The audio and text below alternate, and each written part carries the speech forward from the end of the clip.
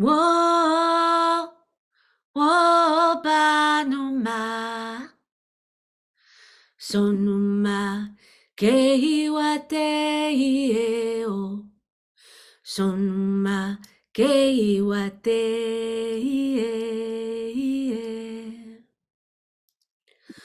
wo wo banuma sonuma keiwate o sonuma keiwate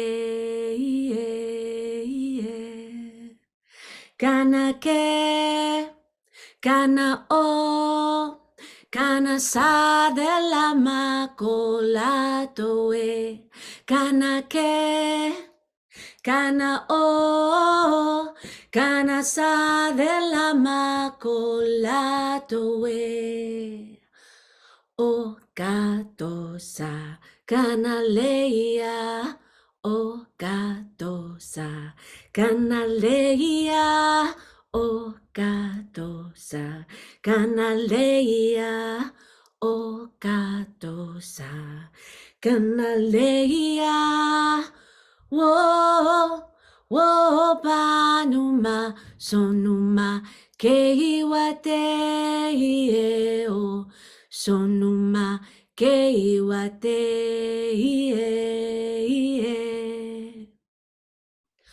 wo wo banuma sonuma keiwate o sonuma keiwate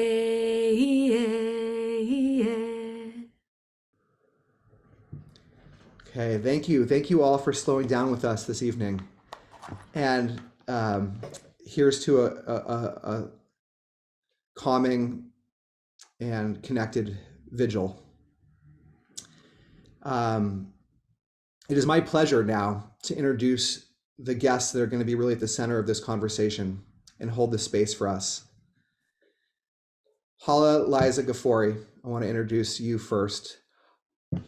Haleh is a translator, a vocalist, a poet, and an educator. Her translations of contemporary Persian poets, along with a selection of original work, earned her an Academy of American Poets Prize and the Goodman Grant for Poetry.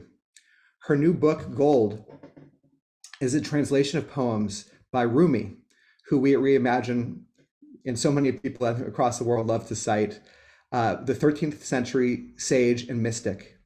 But the verses in Gold are really here in this case more like a co-creation between two poets across time and across space. In fact, two past Reimagine Vigil guests who have been here in this space have offered the following praises for this. V, formerly Eve Ensler, who created the Vagina monologues and blessed us with her presence, describes Haleh's translation of Rumi as ecstatic and piercing. And our friend Padraig Otuma says that these, quote, gorgeous, fluent, faithful translations render Rumi's voice on the page with an original integrity that is as skilled as it is unforgettable. As you've already heard, Haleh is also a vocalist who has performed at Carnegie Hall, Lincoln Center, and Bonnaroo. I checked out her music, and it is fantastic.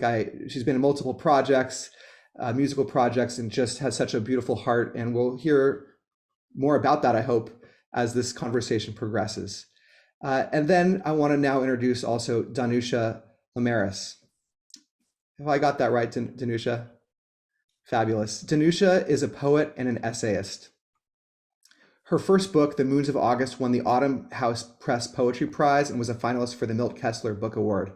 She is the 2020 recipient of the Lucille Clifton Legacy Award.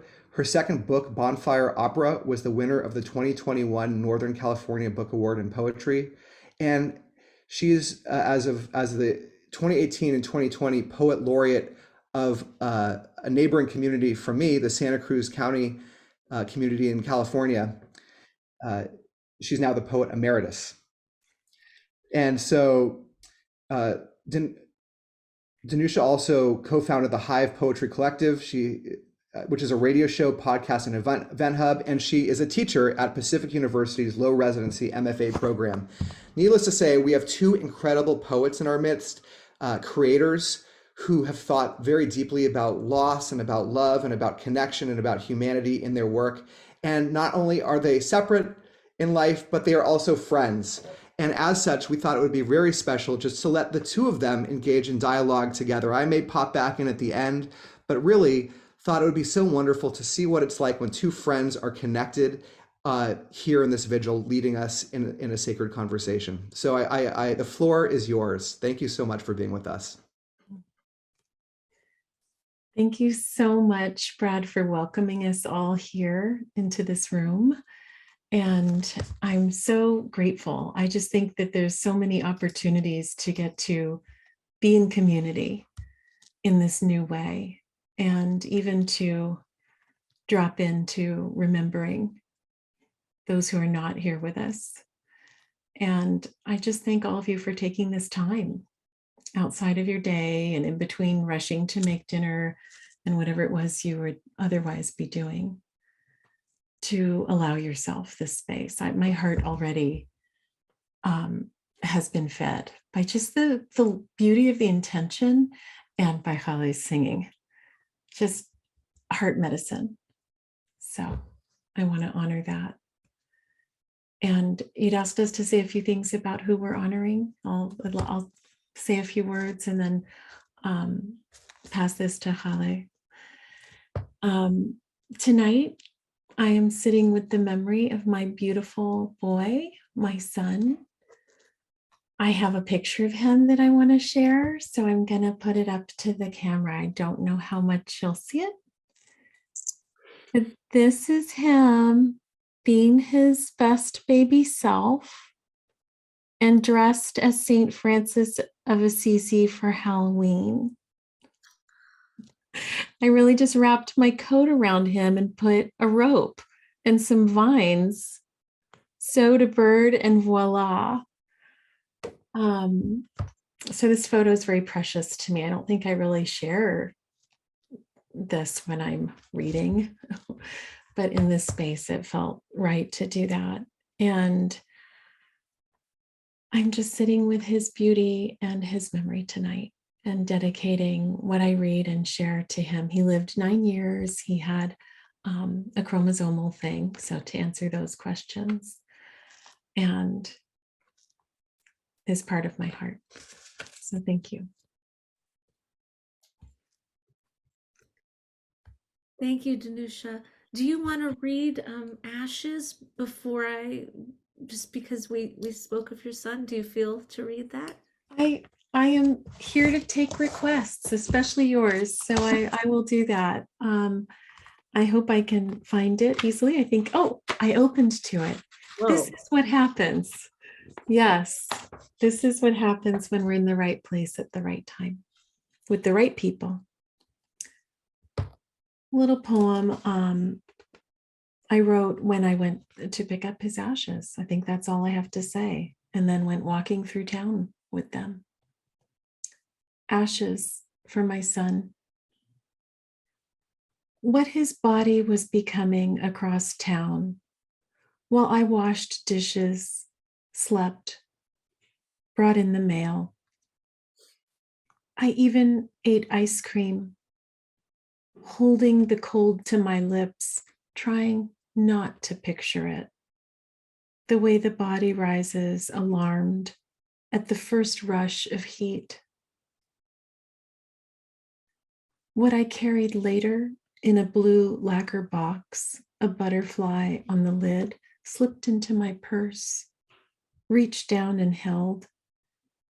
It could have been a compact, dust to tint the cheeks, ash gray, ashen, the way I must have looked, walking through the market, past the eggs and milk, down the narrow aisles of the living.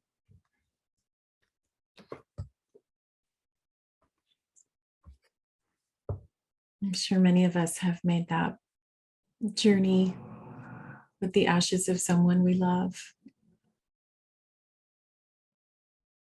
Thank you so much, Danusha. Thank you, everybody, for being here. Ashes on September 4th, 2021, we released my father's ashes into the bay. And my father passed away on July 19th, 2021. And, it was almost as if he was waiting for me to come back because he was hanging by a thread for a while. And somehow, thank goodness, I was able to get there and be there for a couple of days before he passed and to be by his side when he passed. And on the morning that he passed away, a friend of mine named Susan Jennings, wonderful woman, she texted me at 5:42 in the morning and said, "Hearing is the last sense to go. So even if he is unresponsive, he can still hear you. And you can make a raft of beautiful love words for him." 5:42 in the morning, and then he passed at 8 p.m. that night. So I dedicated myself that day to making a raft of beautiful love words. And my father was the first person to introduce me to Rumi. He was the first person who ever recited his poetry in Persian, and I heard it in the house. And so I was able on that final day to recite back to him what he had recited to me with my New Jersey accent, and I'm sure it made him smile inside. And I could see goosebumps on his arms, at moments. And one of the first poem that I heard him recite sounds like this: یک خانه پر ز مستان، مستان نو رسیدند، دیوانگان بندی زنجیرها دریدند، جانهای جمله دلهای دل پرستان، ناگه قفس شکستند، چون مرغ بر پریدند. So this means one house overflows with drunkards drunk on love. More come knocking. Crazed but still bound, they tore off their chains.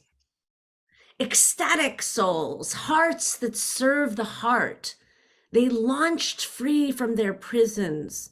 They broke free from their prisons and launched like birds. So this line, ecstatic souls, hearts that serve the heart, broke free of their prisons and launched like birds, had a new meaning to me. And that was the first poem he ever recited to me. And it had a new meaning to me as I was there beside his body, his failing body. And sometimes Rumi does talk about the body as a prison, as in that sort of material, he loves the body too, and he's a sensual poet, but he also, we're soul too, and the body can confuse the soul. So, this line had a different meaning to me, as if he was launching, and I really wanted him to feel that he was launching into something wonderful. And that line, مرگ ما عروسی ابد, when we die we marry eternity. So these were some of the words that I spoke to him. And his body started to turn that waxy yellow, and his lips started to turn that sort of pale purple.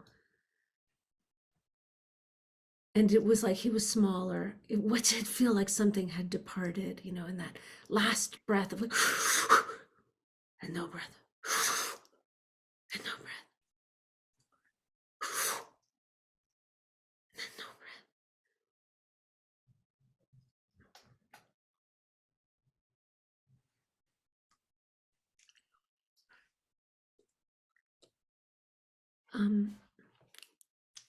Danisha, do you want to say something?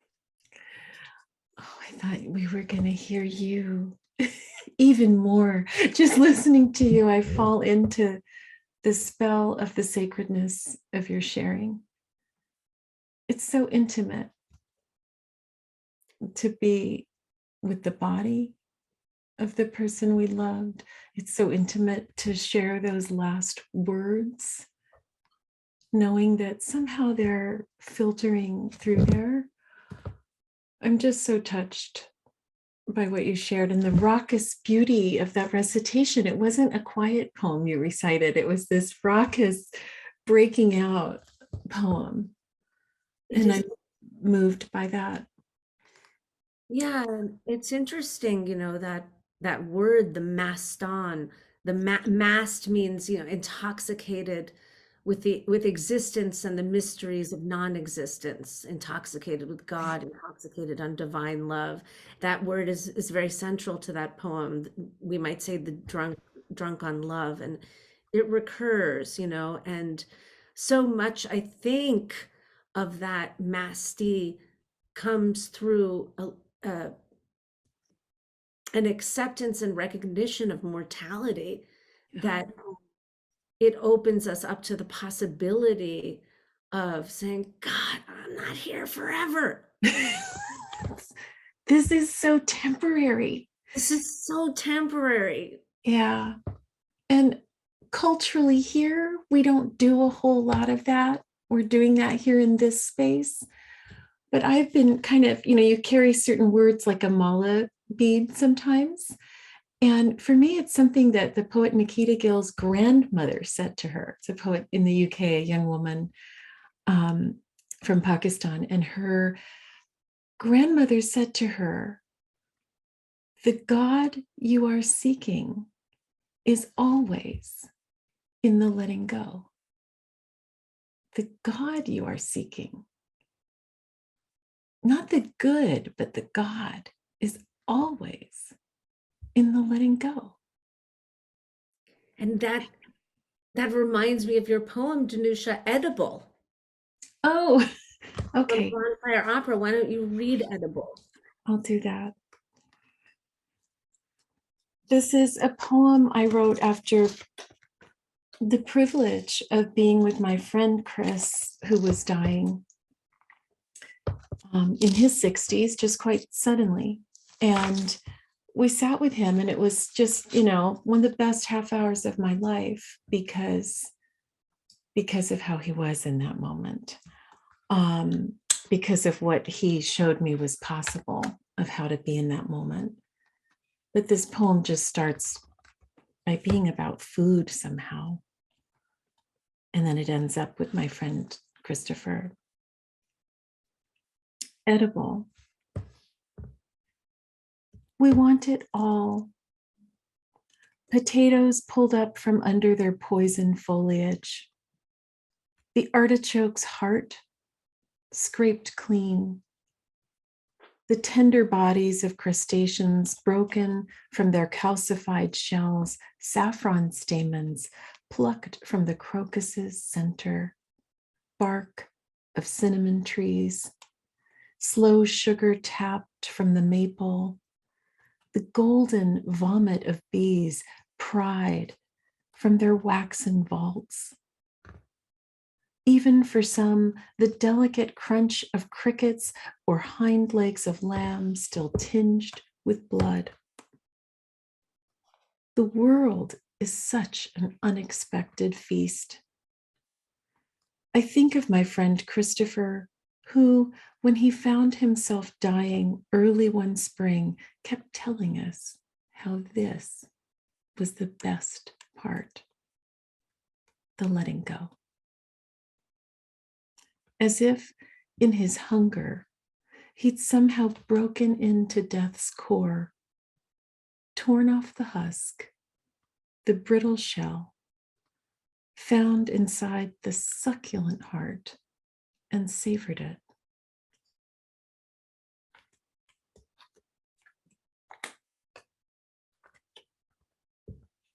I so wish I could have asked him all the things and that he had the breath to say more. Why is this the best part? I guess I asked just that. Why is this the best part? What's the best part? And he said, the letting go, the letting go. And he'd been letting go for weeks, and he just said, this is the best. Oh, Danusha, this is the best. Like it was savory. And I could not imagine being maybe 37 when that happened. I could not imagine what he meant. I still can't quite. But there's something in what you shared, Haleh, and in that exuberant release. What if you could exuberantly release from everything? Hmm. And something in that exuberant releasing from everything, surrendering, letting go is the sort of seemingly the key to savoring. Yeah. Because Yeah. there's all these sort of, heavy stories or whatever we're holding on to, attachments aren't weighing down the experience of presence and the sensual experience. What I love about this poem is the way it's so sensual at the beginning, and it's pointing us to all these wonders, including the golden vomit of bees. AKA honey.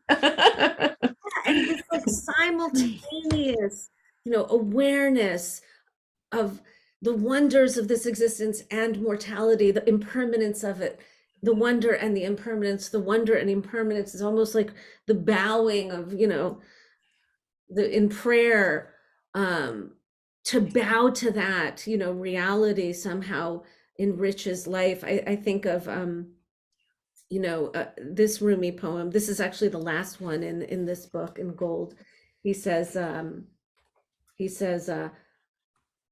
I am blasphemous and religious, the wine and its dregs, an old sage, a young man, a child. When I leave this world, don't say I died. Say I was dead, then came to life. Say the beloved whisked me away. And there's all inside of his poetry, there's all these like dying while, he says, die in this love. Die, he says, die and die again. Bemirid, die in eshk bemirid. Die and die again in this love. You'll live. you know but I was going to share one poem about friendship, and also again with this undercurrent of mortality, on page 16 of this book. He says, let's love each other, let's cherish each other, my friend, before we lose each other. You'll long for me when I'm gone. You'll make a truce with me.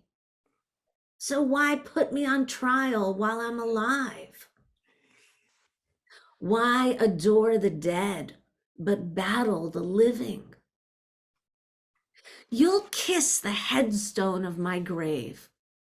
Look, I'm lying here, still as a corpse, dead as a stone.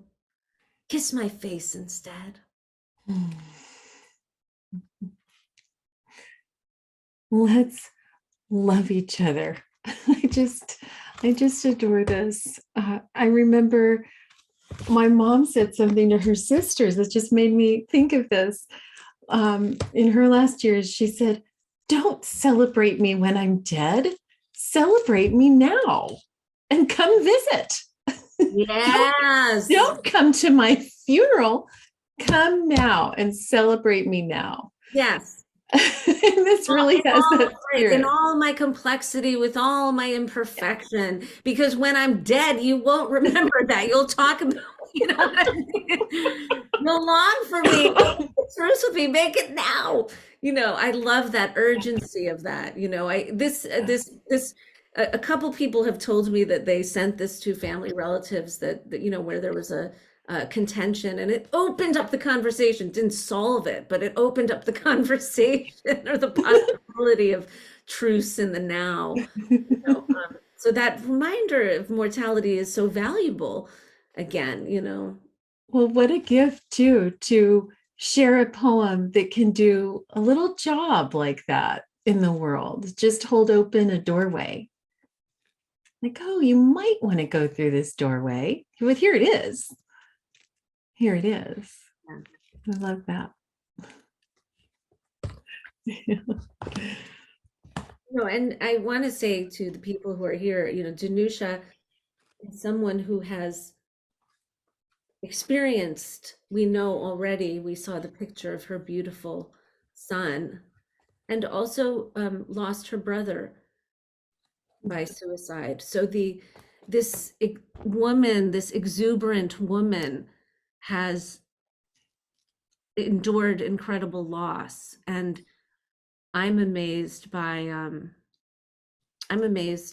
you and by your ability and your sensual, joy, your appreciation of this existence and all you've been through and the richness of your connection. Do you I want to think of, oh, for some reason the poem The Perfumer came to mind. Oh, really? I was thinking maybe the burial one, but maybe Yeah, read that's that one. Read the re- burial read. Okay, I'm gonna do that because it's for my brother, and it's also, this is one of those things people don't talk about. And so I like to say the things that we don't tend to talk about, which is about the humor, the extreme hilarity and almost hysterical energy that can enter our grief. Grief is not always just the crying, sometimes it's laughing hysterically. And I wanted to talk about that too. All the flavors. Dressing for the burial. No one wants to talk about the hilarity after death. The way the week my brother shot himself, his wife and I fell on the bed laughing because she couldn't decide what to wear for the big day and asked me, do I go for sexy or Amish? I told her sexy. And we rolled around on the mattress they'd shared for 18 years, clutching our sides. Meanwhile, he lay in a narrow refrigerated drawer, soft brown curls springing from his scalp, framing his handsome face. This was back when he still had a face, and we were going to get to see it. Hold up the black skirt again, I said. She said, which one? And then she said, you look so mafia chic. And I said, thank you. And it went on until we both got tired and our ribs hurt. And now I don't even remember what we wore. Only that we both looked fabulous, weeping over that open hole in the ground. Wow.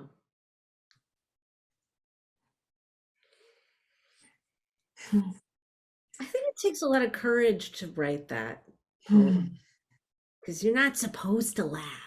You're not supposed to laugh. So many people have told me, oh my God, I can't tell you, sitting around my father's grave with my siblings, and we were laughing till we cried and cried. And I remember my sister-in-law in that moment, for what she kind of snapped out of the laughing for a moment, like crying with laughter, and said, is this okay? Is this okay? I said, you know what? I think we got to take the ride we're offered. Like, we're on the carousel. This ride is gonna stop and we're gonna be back in the hell zone. Let's just ride this ride while we're on it, and while it's running, it's gonna end. It did. Spoiler alert, it did. Of course, we came back to earth and our grief, and I can't even remember whole swaths of time because that was so intense. But I really remember laughing like that in their bed with his wife. Yeah. Yeah. Well, it makes me think of the line that was posted today by maybe Margaret or whoever handles the Let's Reimagine Instagram page, but she just posted today a line from Rumi that says the cure is here, the cure for every ill is here, The friend who soothes the ache is here. The healer is here. The healer who's felt every shade of feeling is here.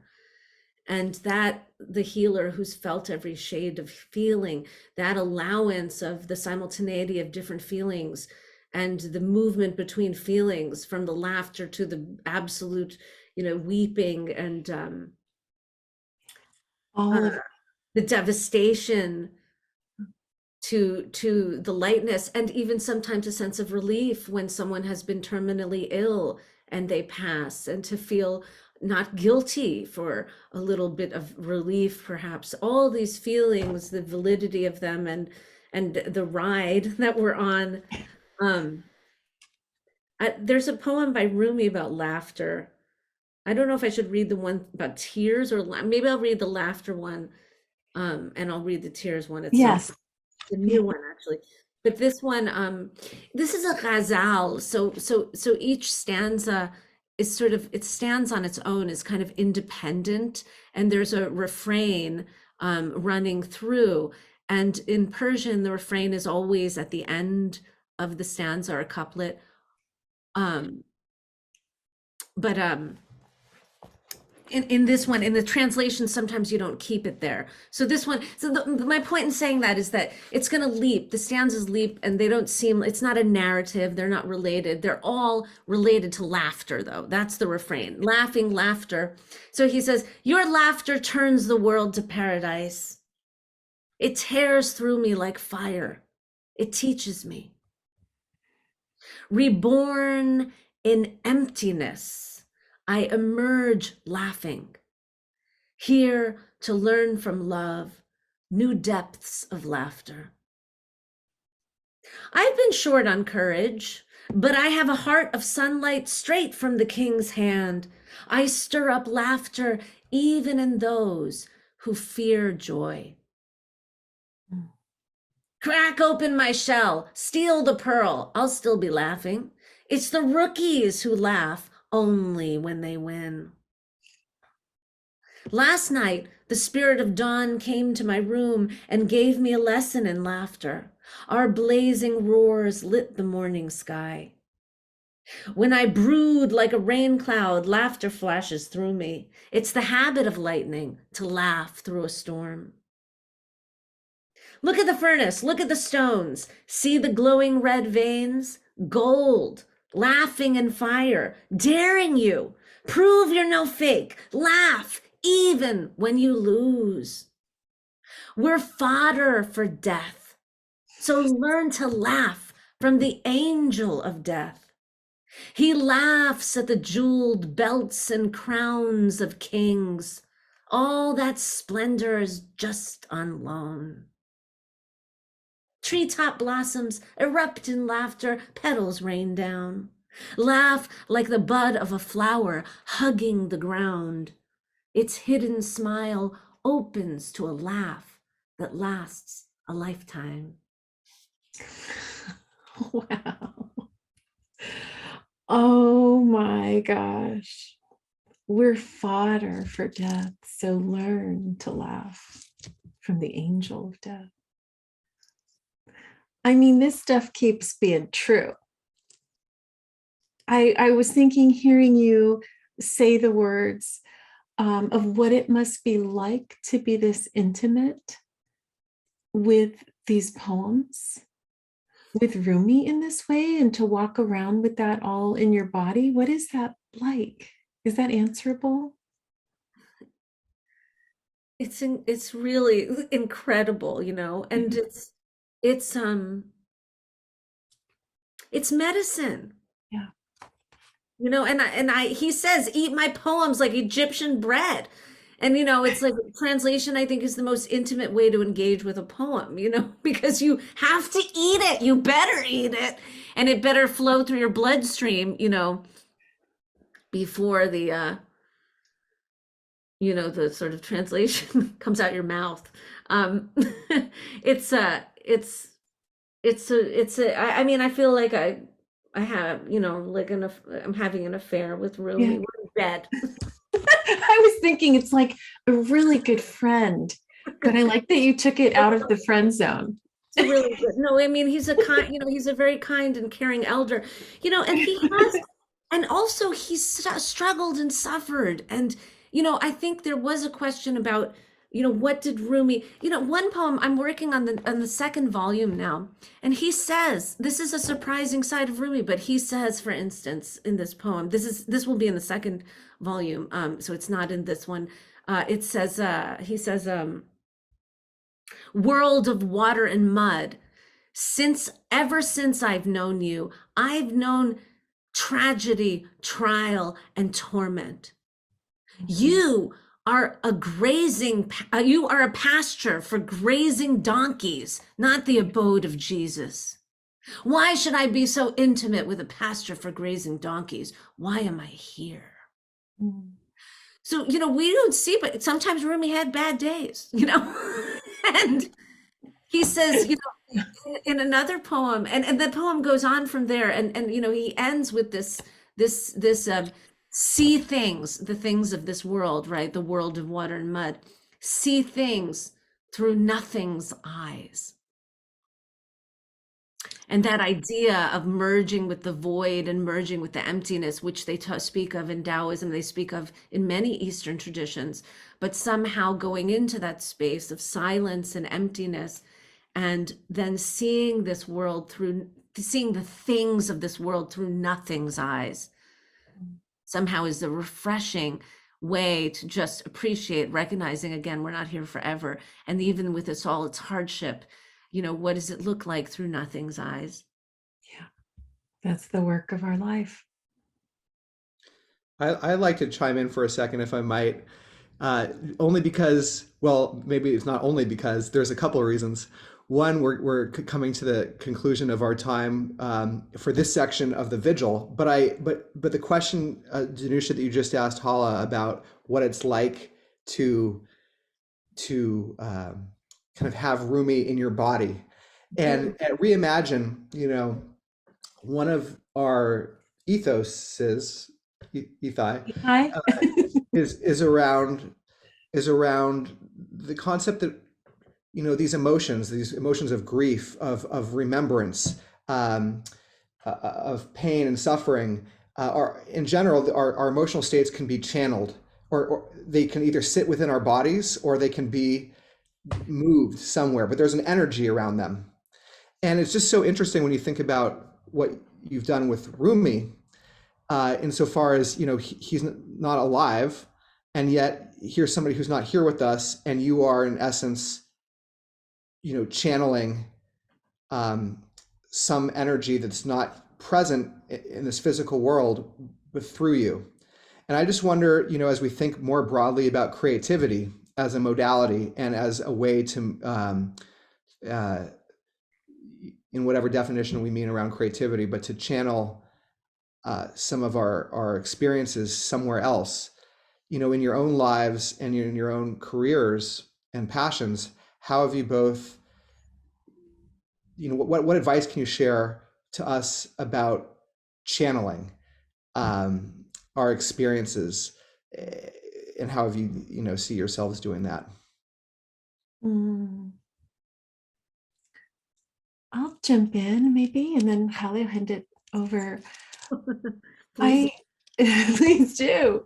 I feel like grief wants a lot of movement. It's like, waves that come. And so it wants to move through us.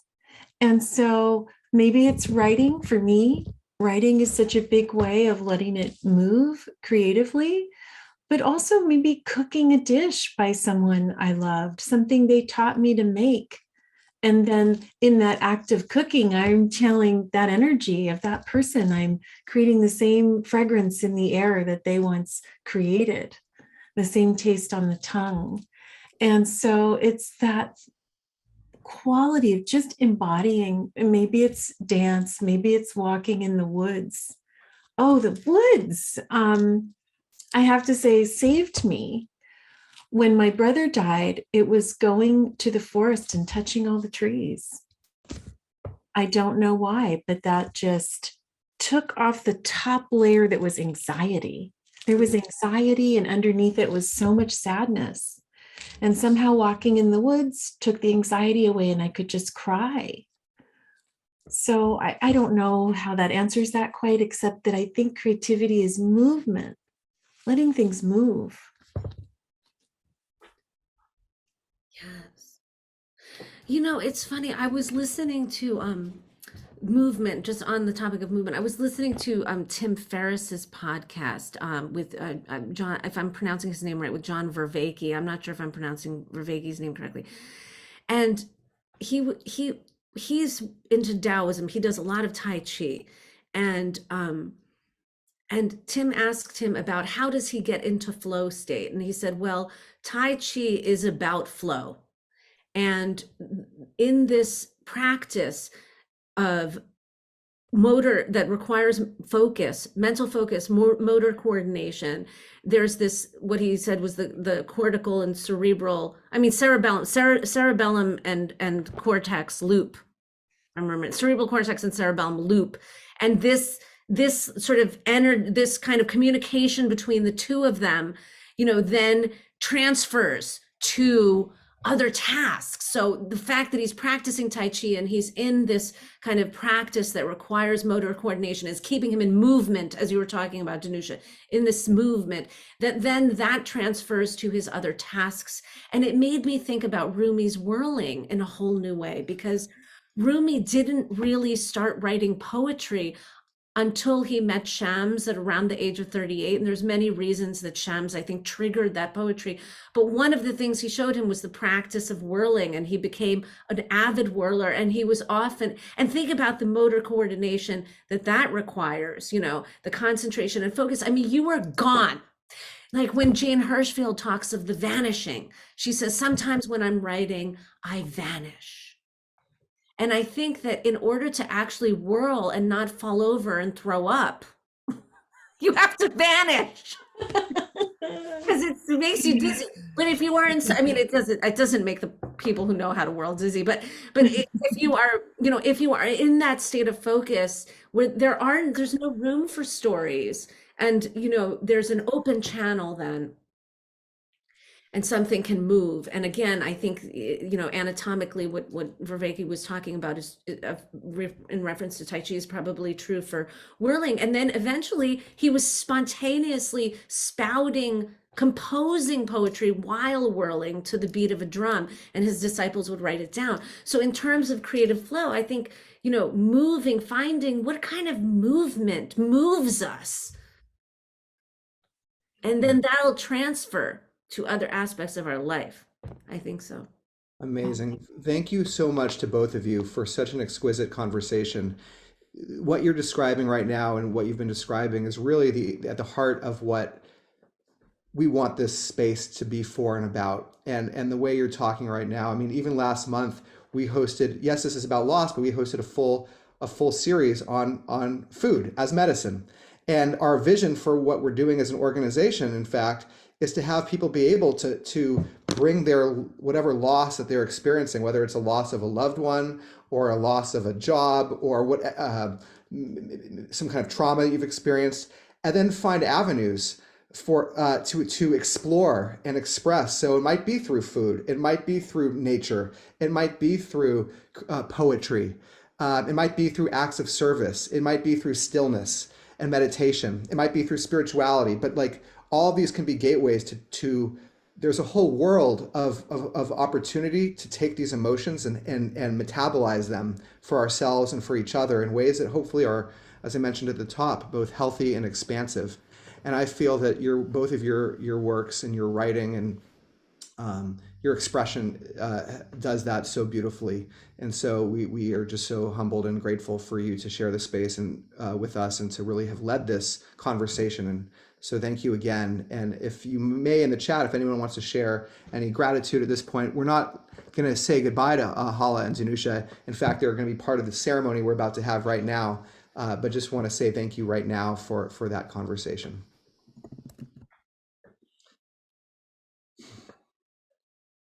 And so with that, I want to move us to a collective group ceremony together, the honor ceremony. And some of you have already been expressing, because of this poetry, the folks that you're here to honor, and that's so beautiful and so appreciated, and we're going to keep doing that together.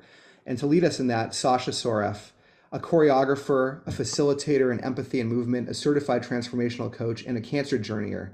Sasha teaches at Give Me Dance in the International Partner Dance Intensive, and recently guest taught at NYU's Langone's Initiative for Women with Disabilities. Every month, we bring a Reimagine collaborator into this space and give them the opportunity to craft something or share something that leads us into the honor ceremony. And Sasha has been a frequent partner with Reimagine to create empathy and movement spaces to honor loss and tenderly step toward integration and evolving purpose. You can check out her upcoming Reimagine events, and we'll paste those in the chat right now because they're amazing. So please check those out. But Sasha, I want to turn it over to you to flow us into this honor ceremony.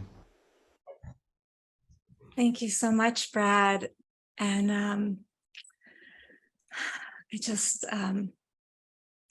I am so touched to hear this conversation, Haleh and Danusha. Thank you for letting us witness your very vivid and alive honoring of those who have come before us and those who we mourn with laughter and tears and very expressive, vibrant poetry. And since in the conversation you just moved, Haleh, to this question of like, move with that which moves us. I wonder if y'all might be willing to do a little bit of moving with me, just in your seat, just where you are, although if you want to be more expansive or you want to meditate, however this lives inside you, there's something so potent about all of us stepping into the kind of expression that allows the grief to move through us. So as Brad mentioned, many of you have been sharing beautiful reflections in the chat about those who you're honoring. So just inviting into your consciousness, inviting into your pores, those who you want to honor. And without giving it too much thought, if you were to make a gentle dance of what it feels to be you right now, carrying the grief that you feel right now, would you just do that? And again, you can meditate, you can imagine it, but if you feel comfortable, just hold those who you love in your heart and your body right now.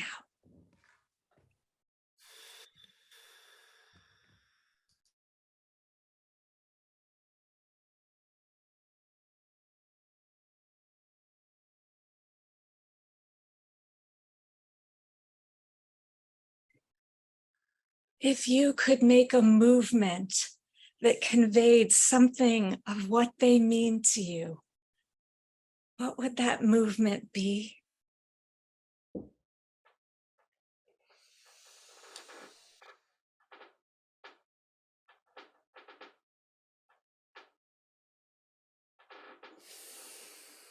If you could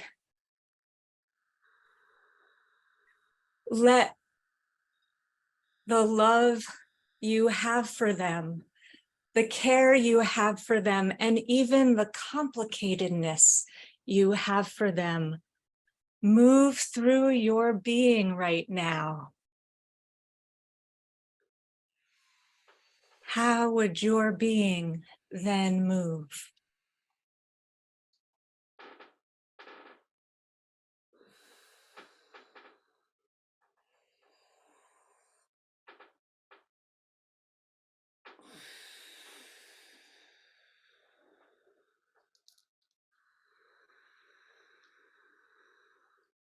And if you could return to yourself in all the ways your grief lives in you.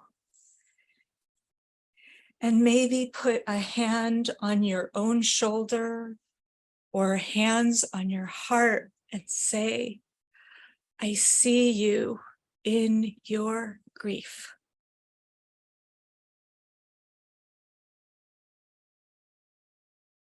I honor you in your grief.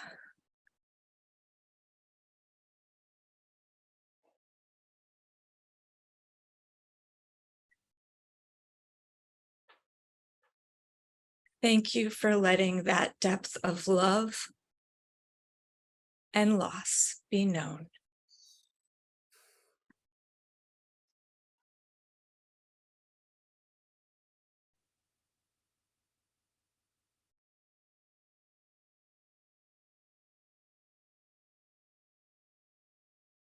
And feel your own heartbeat in that. Feel your own heartbeat in that.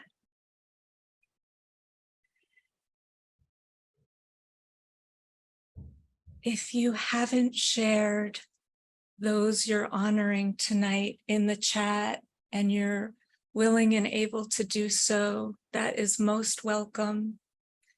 If you have other reflections about those who you are honoring that you want to add into the chat, please do.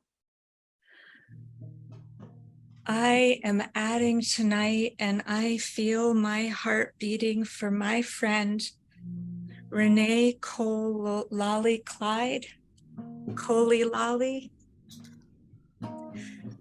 who taught me about reverence and irreverence. She taught me that you can be so passionate about your art. She was an opera singer and playwright and actor and director and wife and mama. And you can be at the same time as that serious, passionate artist.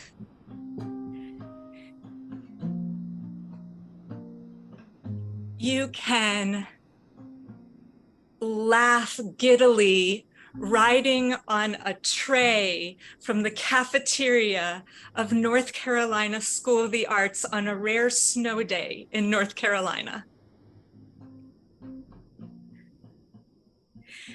You can argue vociferously for Ayn Rand of all people because you found something compelling in what she wrote. And then you can turn around and know that your heart is way too big to be that individualist, and that you would devote your life to love and care and the up-leveling and uplifting of everyone.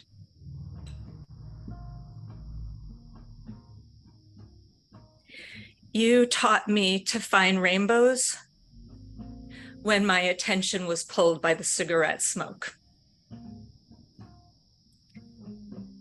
You taught me in your cancer journey to find strength in mine, even when I was scared, and still am sometimes.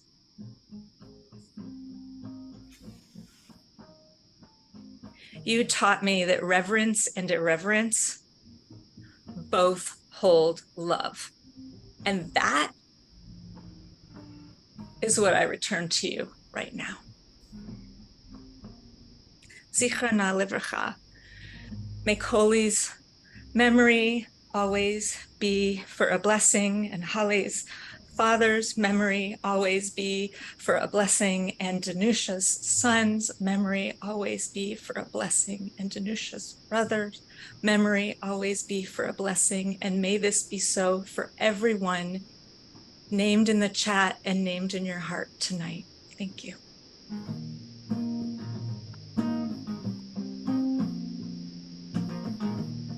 Neil, Eleanor, and Will.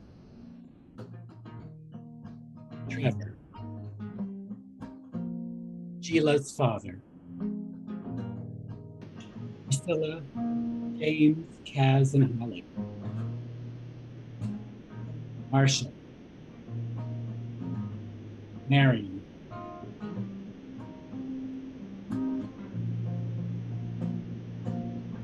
Sharon Lee,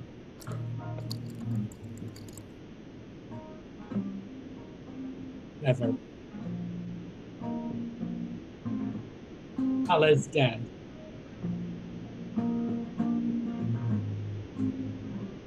Chuck, Alan, friends, and exes. Maurice, Bill,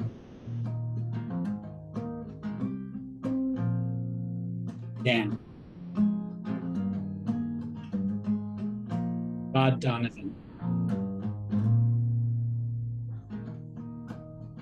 Neil, Iraj Gafori, Oli Lally, Sweet Jeff, Glenda's dad,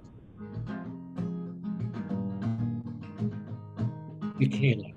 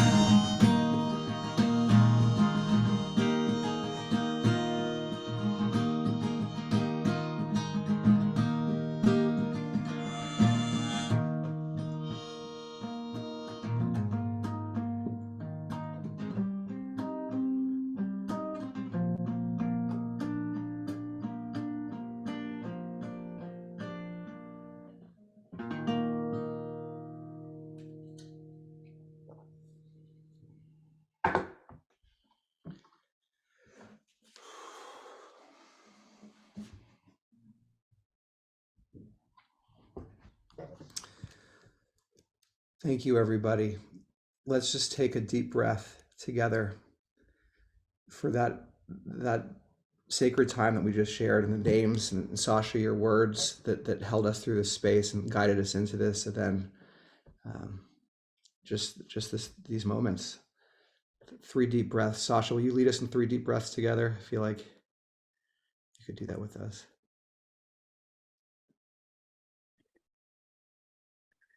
I would just invite everyone to breathe as slowly and fully through their whole being as is possible.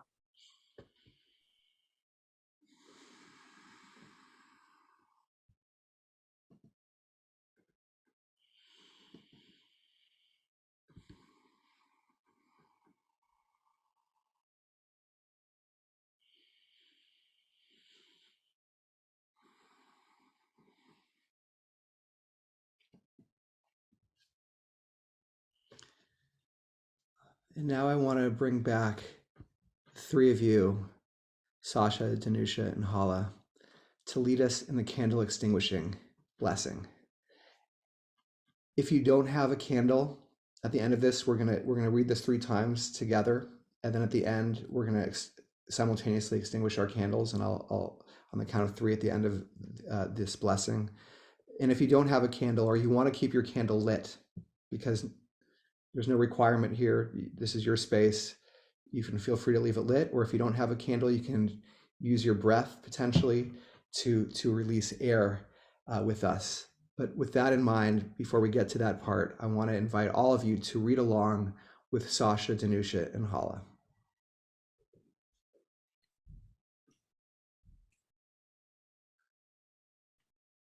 By extinguishing our candles, we release light into our world to keep alive the memories of those we honor today and tomorrow and for the rest of our lives.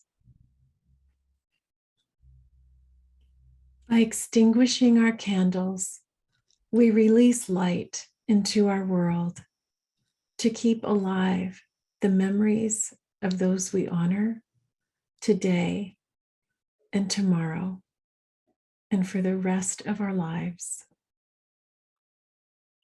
By extinguishing our candles, we release light into our world to keep alive the memories of those we honor today and tomorrow and for the rest of our lives. So now on the count of 3, 3, 2, 1.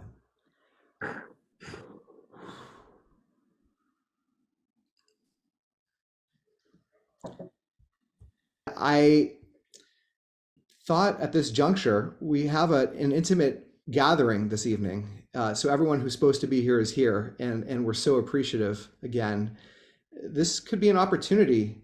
So many of you have shared vulnerable things in the chat, are here to honor somebody. We had these wonderful words from the 3 speakers this evening. If anyone wants to share something, to ask a question, we could just take a couple of voices from the group here before we wrap up together. And no pressure. If no one wants to say anything, we can just hold a silent space. Maybe to kick us off just really quickly, Danusha and Haleh, do you have any quick reflections on this experience this evening and how you're processing it or how you're feeling at this juncture?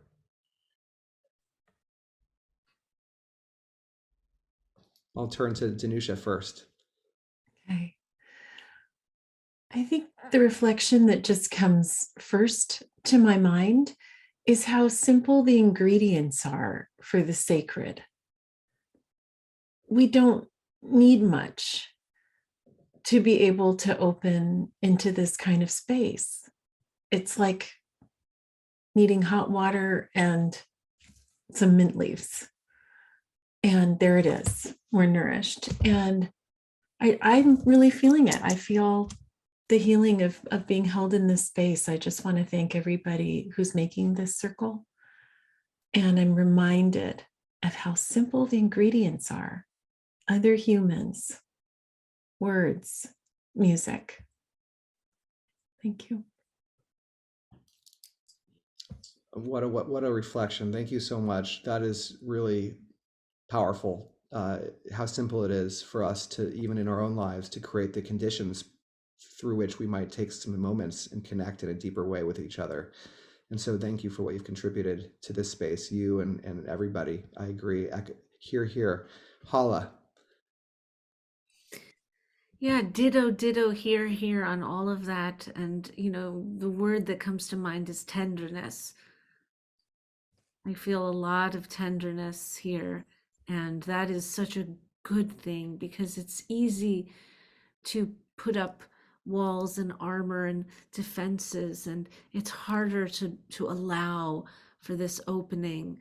And I just, even though we're not in the same room or anything, I just feel the tenderness like radiating off the screen, and that place of Latif where we are permeable and open and vulnerable.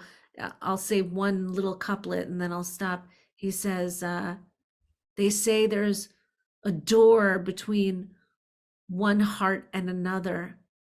How can there be a door where no wall remains?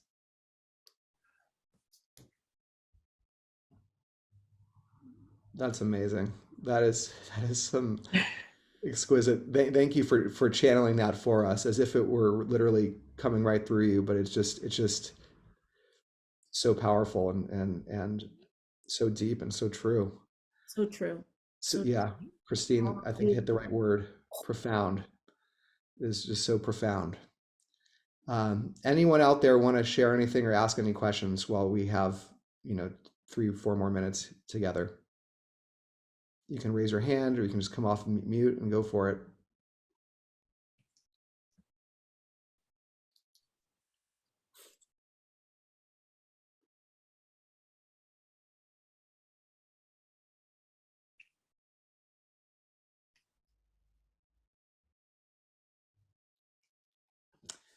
Okay, I'm going to give it 5 more seconds of our there's no pressure, so it's just a beautiful space of silence together.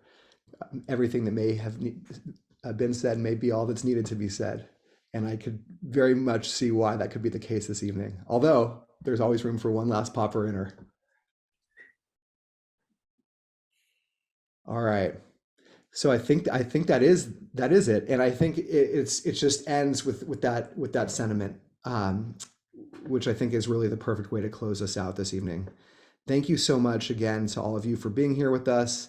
The way we like to close these sometimes is because, we talked about music and the way that even before we got on together, we were having all these technical issues. And it's true that things sound bad on Zoom often, but we have learned that there is one word that when sung or said in deep unison, the word love, it actually sounds quite nice.